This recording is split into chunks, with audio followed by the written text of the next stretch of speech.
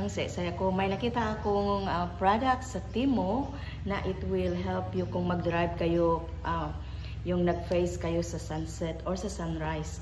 Ang hirap lalo na pag nakatira kayo western part, pag mag-approach na ang sunset, ang hirap makakita, no? Dahil sa glare ng sun. Ang hirap, lalo na pag yung mata mo ay may problema, mayroon akong cataracts, kaya sobrang bright yung sun. So gagamitin ko ito hindi lang sa para sa sunset or sa sunrise. I will use it every day, pero hindi siya pwede gagamitin sa night dahil pag walang ilaw, hindi daw siya, parang na-state siya dito sa packaging na bawal gamitin sa nighttime pag walang street lights, at bawal din siyang gamitin sa tunnel dahil dark. So mahirapan ka sa makakita.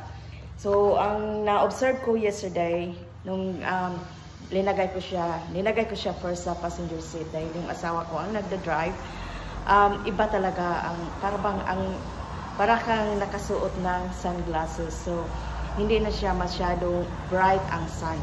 So ito, i-try niyo. It is affordable and very effective.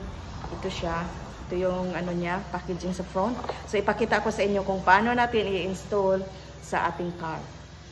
Tin siya nilagay sa passenger seat, pero kung ako na yung regular na mag-drive sa car, ay doon ko siya transfer sa driver seat. So ito siya, naka-clip lang siya sa sun visor.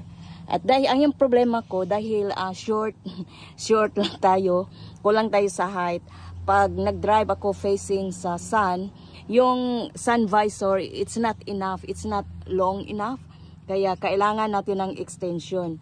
At na-try ko siya kahapon, ang ganda talaga. So it is easy. Make it sure that you will remove the film both sides and then wipe it so that mawala yung mga mga dust or lint para clear ang ating vision.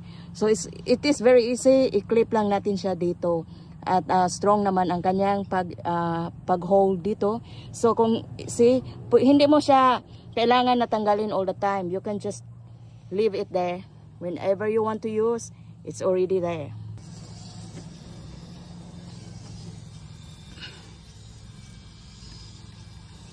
So ito siya. See, parang naging dark siya.